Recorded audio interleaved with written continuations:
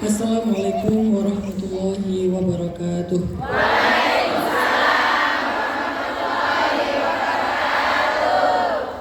Alhamdulillahirabbil alamin. Alhamdulillahilladzi bi ni'matihi tatimmus shalihat wa bi fadlihi tatanazzalul khairat wal barakat wa bi taufiqihi tatahaqqaqul maqasid wal ghayat. Asyhadu an la ilaha illallah wahdahu la syarika lah wa asyhadu anna sayyidana Muhammadan abduhu wa rasuluhu alladzi la nabiyya ba'dah.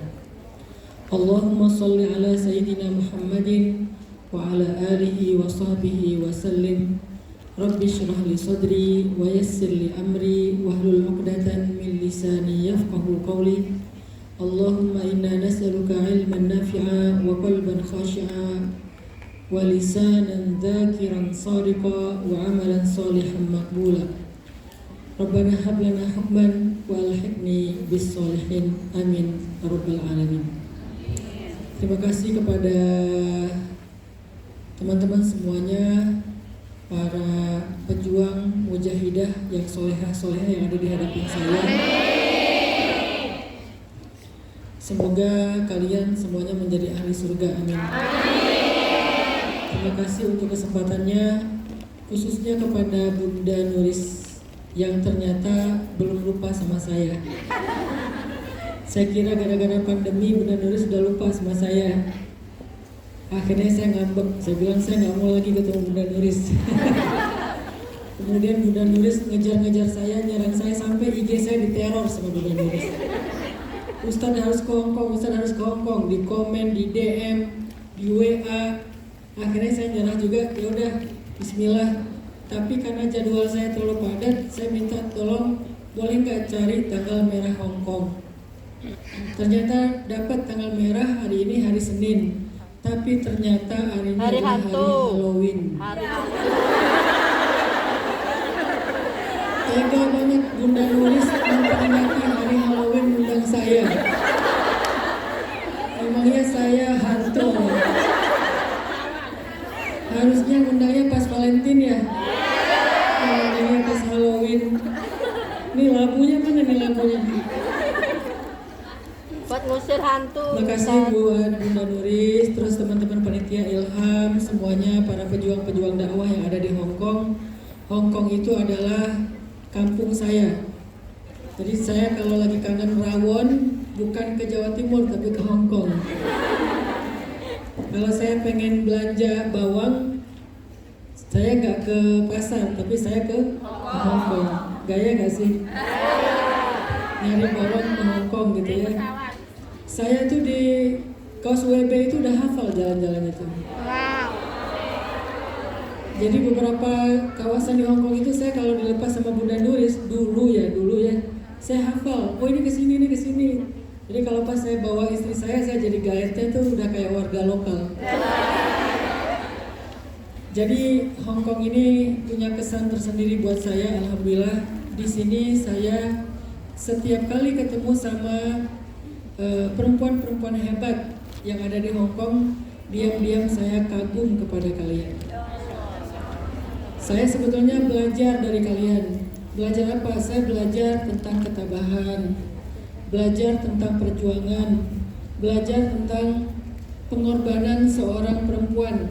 Dia adalah seorang anak, dia adalah seorang adik, dia adalah seorang ibu, single parent, dia adalah seorang istri, dia adalah seorang perempuan yang mungkin pernah dikhianati dan dilukai.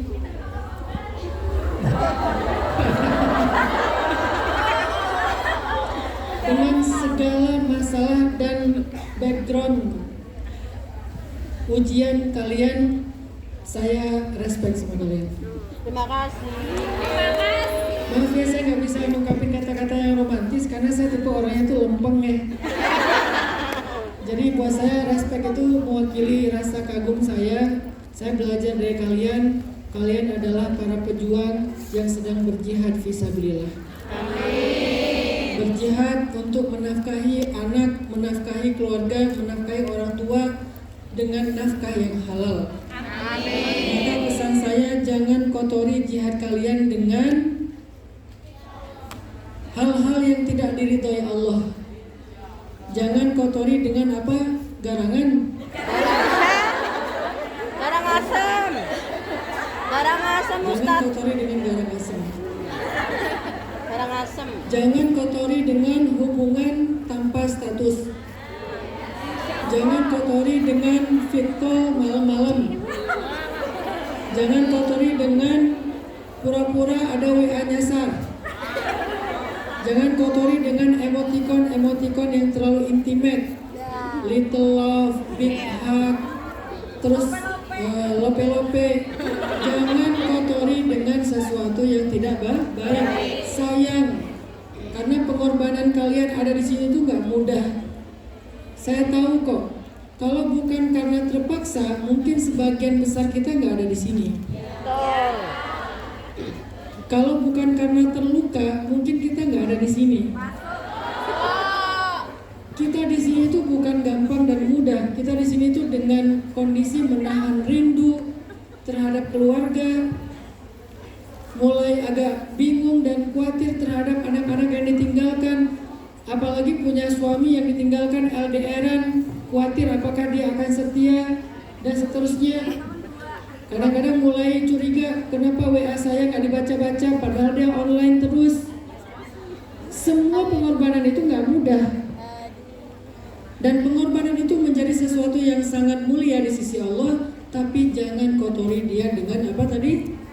Garangan asam. Jangan dikotori dengan sesuatu yang melenceng dari agama Allah.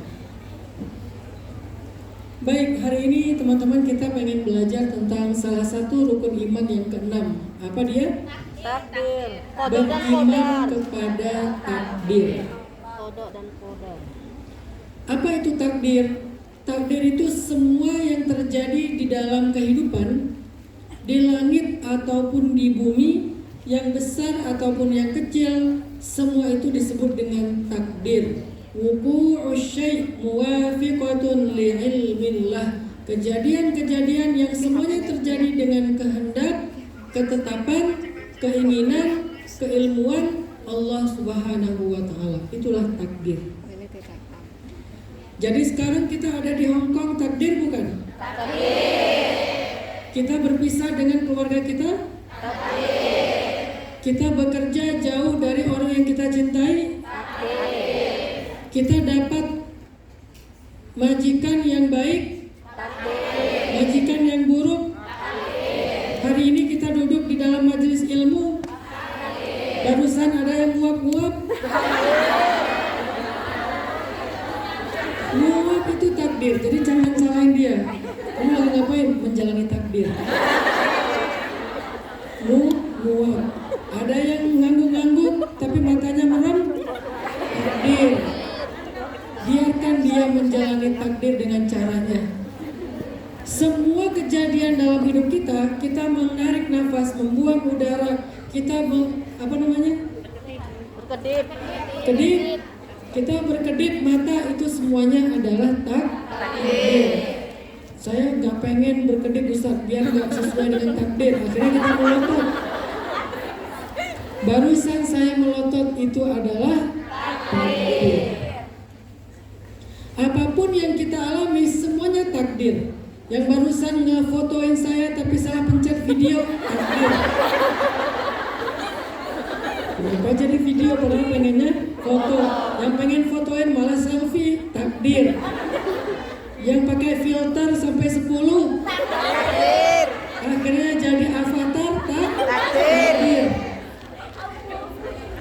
Jadi semua yang barusan kehilangan gelang tuh, Takdir. takdir. Yang akhirnya gelangnya diinfakkan fisabilillah.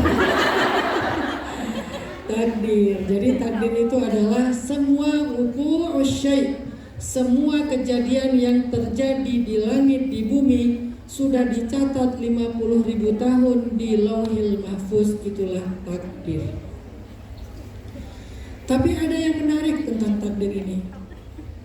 Kenapa kita disuruh beriman pada takdir? Kan hukum beriman pada takdir itu wajib, karena dia rukun iman. Rukun itu artinya nggak bisa diganti. Artinya beriman kepada Allah, kepada malaikat, kepada kitab, kepada nabi dan seterusnya, sampai beriman kepada takdir, itu tuh nggak bisa ditawar-menawar, harus beriman.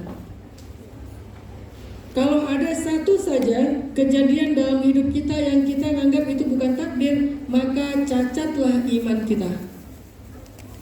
Kesandung, aduh kok bisa kesandung ya? Allah kok membiarkan saya tersandung? Membiarkan tersandung? Enggak, karena sesungguhnya itu bagian dari takdir Allah, bukan terjadi di luar kehendak Allah. Maka takdir itu segala sesuatu tanpa pengecualian. Ketika kita disakiti sama mantan, takdir bukan? Takdir. Ketika mantan kita bahagia, takdir bukan? Takdir. Ketika mantan kita kecemplung kali, takdir bukan? Takdir. Oh, jawabannya bukan takdir, amin. Amin. Jadi, alhamdulillah bahagia di atas penderitaan mantan. Salah sendiri. Ada yang menarik tentang takdir ini. Kenapa kita disuruh beriman kepada takdir? Kata Nabi dalam hadis riwayat Tabrani, al-imanu bil qada'i wal qadar yuzilul hamma wal hazan. Beriman kepada takdir dapat menyembuhkan hamma wal hazan. Apa itu al-ham? Bukan ham ya, kalau ham hak asasi manusia. Al-ham pakai tasydid. Apa itu al-ham? Atau kalau jamaknya al-humum? Al-ham itu adalah luka di dalam hati kita tentang masa lalu. Wah. Masuk. Siapa di sini yang pernah dilukai? Kok bangga ya? Dilukai bangga. Saya. Oke. Semua kita pernah terluka, betul? Ada yang terluka dengan luka kecil, ada yang kegores, ada yang sampai menganga, ada yang begitu dalam, dan semua luka itu butuh waktu untuk sembuh, betul? Betul. Kita nggak boleh berharap bahwa hari ini terluka, hari ini juga sembuh, enggak. Kadang dia butuh waktu sehari, 2 hari, seminggu, sebulan, setahun. Ada yang sampai sekarang belum sembuh-sembuh lukanya.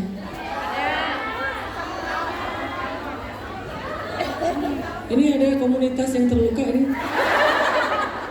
Jadi mereka sampai bikin grup karena kita satu server katanya. Jadi alham itu adalah sedih, kecewa, marah, luka, apalagi trauma, apalagi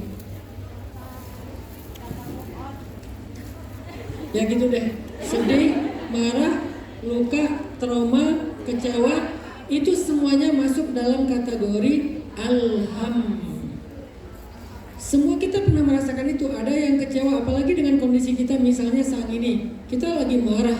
Marah pada siapa? Mungkin marah kepada mantan suami yang dia nggak bertanggung jawab sehingga meninggalkan kita dan anak-anak sendiri karena kita nggak dinafkahin. Akhirnya kita nggak punya pilihan kecuali bekerja ke Hong Kong. Maka kita sedang alham, sedang luka, sedang marah. Atau mungkin kita kecewa karena orang tua kita tidak memberikan kita kesempatan untuk melanjutkan sekolah atau kuliah. Akhirnya kita mencari nafkah sendiri untuk bisa kuliah sambil bekerja di Hong Kong. Kita sedang alham, marah, kecewa. Atau mungkin pernah trauma, membuka hati sekali tapi dikhianati, akhirnya nggak berani lagi membuka hati setelahnya. Setiap ada yang datang, kaget. Setiap ada yang datang, takut. Padahal yang datang itu kurir. Tapi dia udah kegeeran. Jangan-jangan dia cuma mau mempermainkan hati aku. Padahal katanya paket, cuma 2 paket. Tapi dia trauma. Itu namanya alham atau alhumum. Siapapun dari kita yang sedang sedih, terluka, marah, kecewa, trauma, maka kata Nabi obatnya adalah beriman kepada takdir. Obatnya beriman kepada takdir. Yang kedua,